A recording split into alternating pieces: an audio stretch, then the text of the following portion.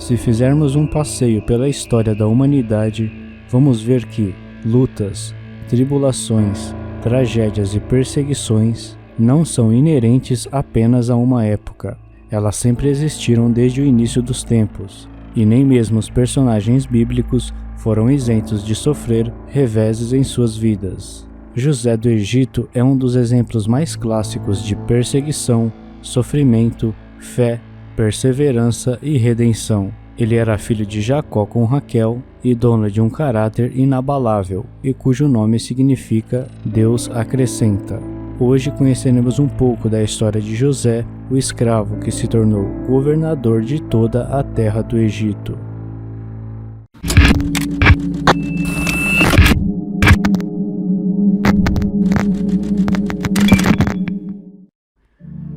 José foi o 11º filho de Jacó, e o primeiro com a esposa que mais amava, Raquel. O capítulo 30 do livro de Gênesis descreve toda a disputa entre Raquel e Lia, as duas esposas de Jacó. Raquel era estéril e sofria por não poder dar filhos de seu ventre a Jacó. Porém, o texto bíblico diz que Deus lembrou-se de Raquel e a tornou fértil. Então ela deu à luz a José e depois a Benjamim. José nasceu em Padã-Arã, 6 anos antes de Jacó retornar a Canaã. Nessa época, o patriarca tinha cerca de 90 anos de idade. O período histórico mais provável em que José viveu talvez seja a era dos faraós Ixos, entre 1720 e 1570 a.C. José cresceu como o favorito de seu pai Jacó. Sua mãe Raquel faleceu dando à luz a seu segundo filho Benjamim, e Jacó a enterrou no caminho de Efrata ou Belém, onde ele ergueu uma coluna sobre o túmulo. Certa vez, em uma exibição de amor por José, Jacó lhe deu um casaco especial de muitas cores. Os 10 meio-irmãos de José detestavam o seu status especial. Eles nasceram de Lia, cujo pai Labão havia enganado Jacó para que se casasse. Infelizmente, Jacó não amava Lia tanto quanto amava Raquel. Ainda mais frustrante para os irmãos de José foram seus sonhos grandiosos. Certa vez, ele sonhou com 11 feixes de grãos, cada um representando um de seus irmãos, curvados para o seu feixe. Em outro sonho que José relatou fielmente, o sol, a lua e 11 estrelas, todos representando os seus familiares, se curvavam a ele. Esses sonhos se cumpriram quando seus irmãos foram até o Egito para poder comprar trigo devido à fome que assolava a região. Com seu lindo casaco, tratamento preferencial e sonhos de grandeza, José foi um homem marcado no que diz respeito a seus irmãos. Certo dia, Jacó enviou José para levar suprimentos para seus irmãos que estavam pastoreando ovelhas. Seus irmãos, ao verem José se aproximando, conspiraram para o matar, mas foram impedidos pelo irmão mais velho, Ruben. Então, eles o lançaram em uma cova, e ao passar pelo local, uma caravana de ismaelitas midianitas tiveram a ideia de vendê-lo. Por fim, quando a caravana chegou ao Egito, José foi vendido pelos midianitas a Potifar, que era oficial de Faraó.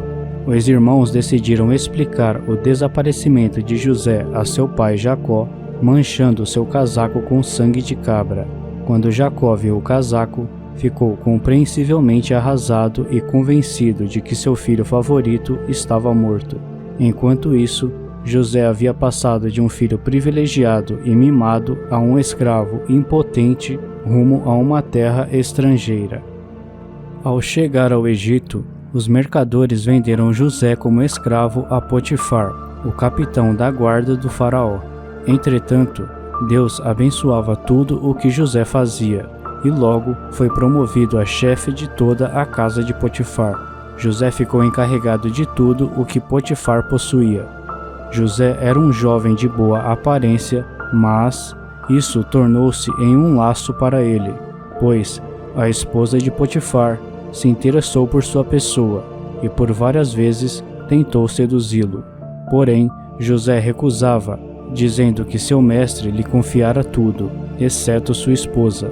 e que dormir com ela seria pecar contra Deus. Até que um dia ela o encurralou e agarrou sua capa quando ele tentou fugir.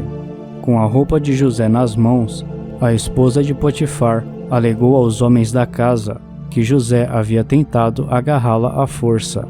Ao chegar em casa, Potifar acreditou na acusação feita por sua esposa e mandou José para a prisão. Mesmo diante de tanto sofrimento, José se mantinha fiel a Deus, e onde ele pisava a planta dos pés, Deus o fazia prosperar, e na prisão onde estava não foi diferente. José impressionou tanto o diretor da prisão que ele o colocou no comando dos outros prisioneiros. Na prisão, ele conheceu 2 funcionários da corte de Faraó, o padeiro e o copeiro. Certa noite, ambos tiveram um sonho, e coube a José interpretar tais sonhos. Antigamente, os sonhos eram considerados presságios e encarados com muita seriedade e importância na vida das pessoas. O copeiro sonhou com uma videira de 3 ramos, que brotou, floresceu e deu uvas, as quais ele espremeu na taça de Faraó e entregou a ele. Esse sonho significava que, dentro de 3 dias, o copeiro seria tirado da prisão e retornaria à posição original que lhe pertencia. Após interpretar o sonho, José pediu para que o copeiro se lembrasse dele quando estivesse com Faraó, para que ele pudesse ser libertado daquela prisão.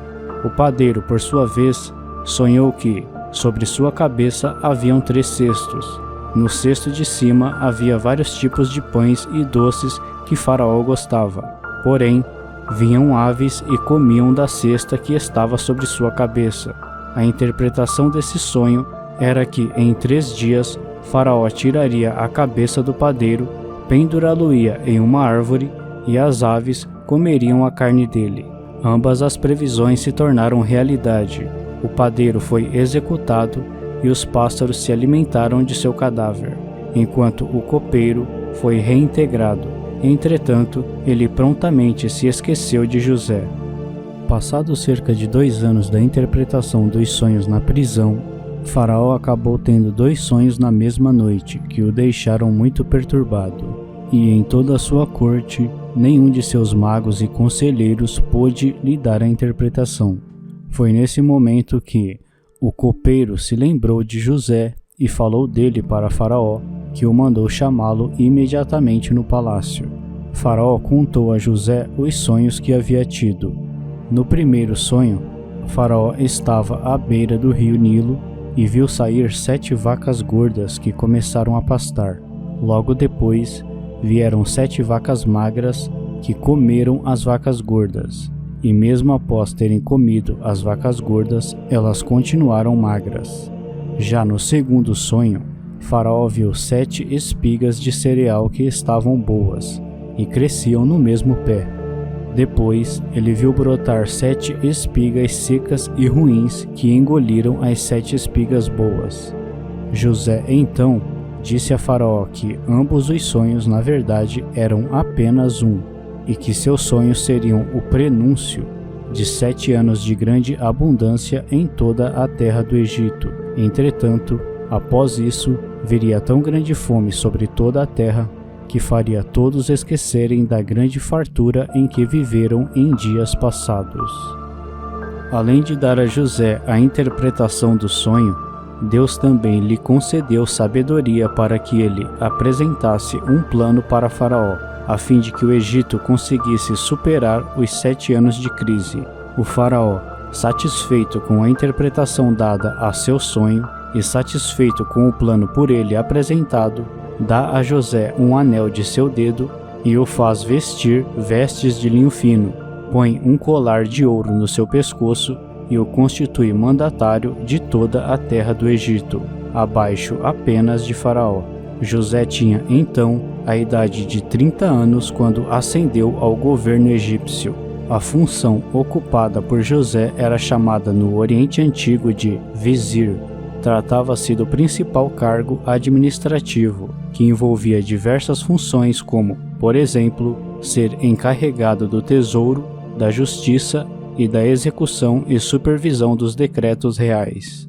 Após ser colocado no cargo de governador do Egito, José recebeu o nome de Zafenat-Paneah e se casou com Asenate, filha de um sacerdote egípcio.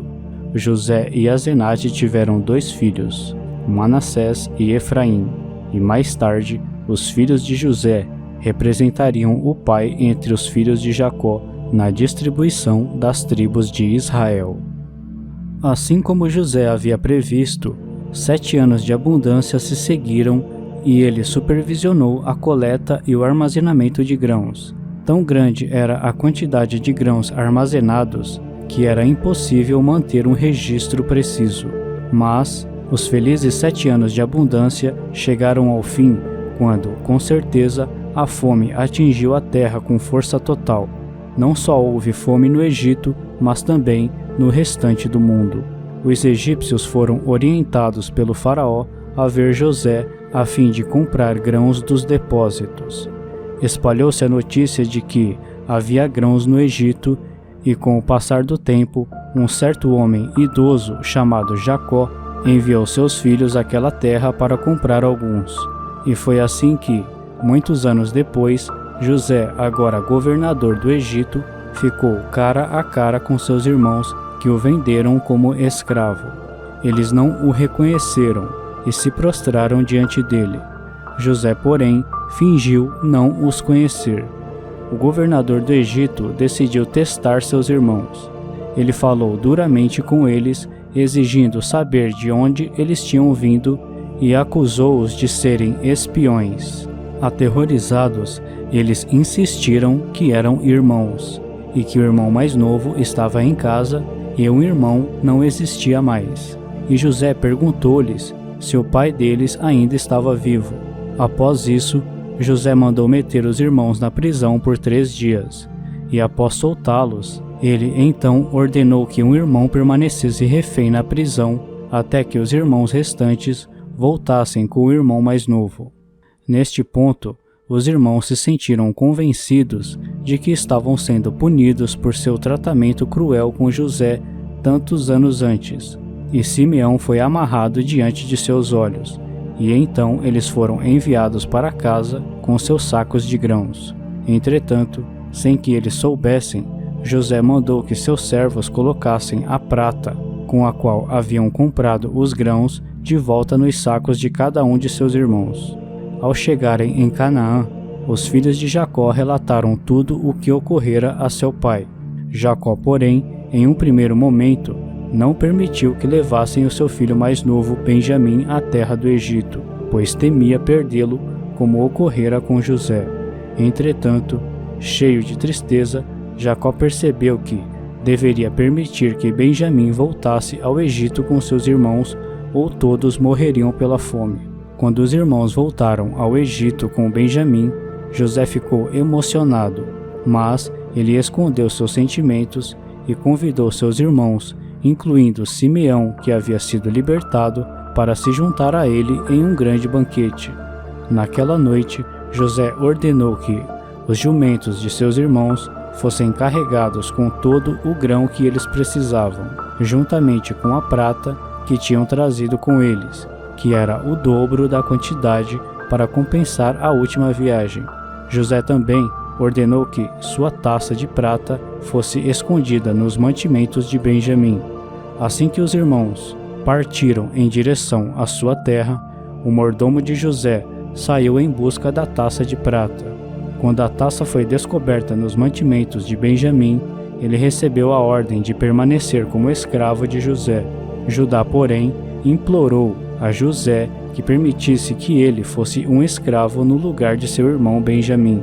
Nesse instante, José não conseguiu mais se conter e caiu em prantos, revelando a seus irmãos a sua verdadeira identidade.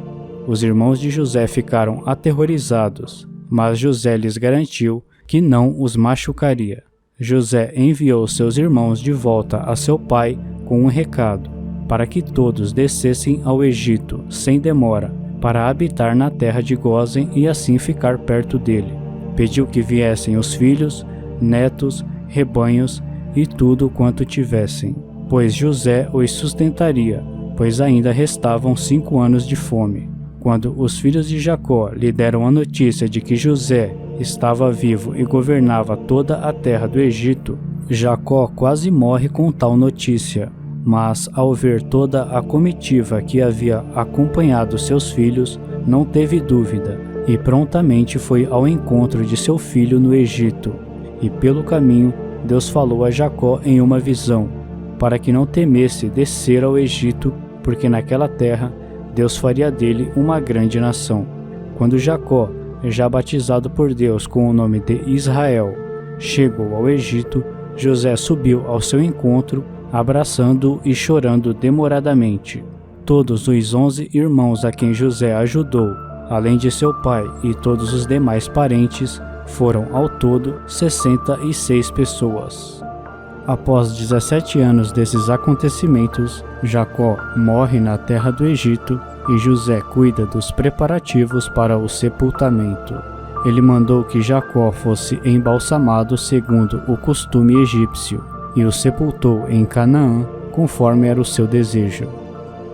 Depois de sua longa história, José entendeu que tudo havia sido um plano de Deus e que, através de sua vida, Israel foi preservado. José, então, viveu o resto de seus dias no Egito.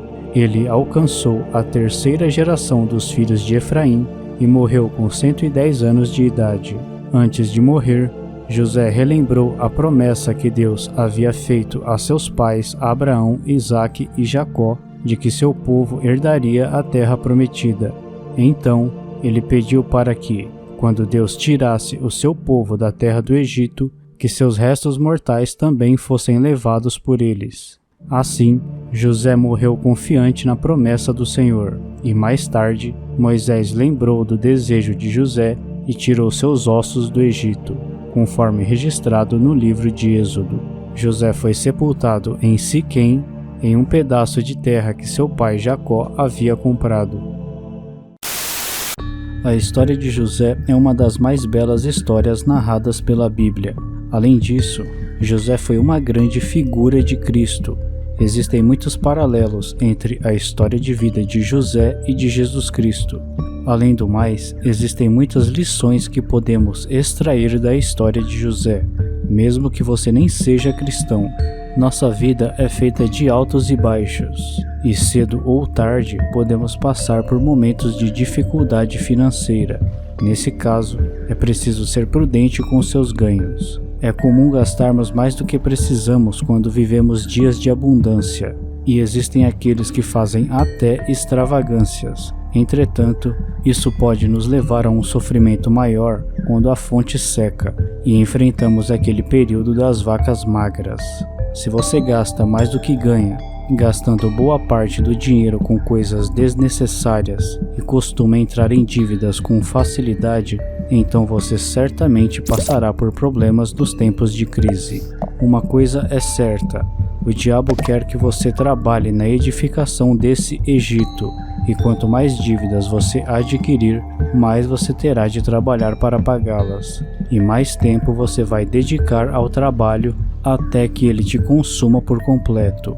E quanto mais tempo dedicado ao trabalho, menos tempo você terá para aprender sobre as coisas de Deus e do seu reino vindouro. Por isso, o diabo seduz o homem com tantas coisas, para que eles se mantenham ocupados, assim como um hamster correndo dentro de uma roda para não chegar em lugar nenhum. Se gostou do vídeo, comente, compartilhe, e não esqueça de se inscrever no canal. Muito obrigado, e até a próxima.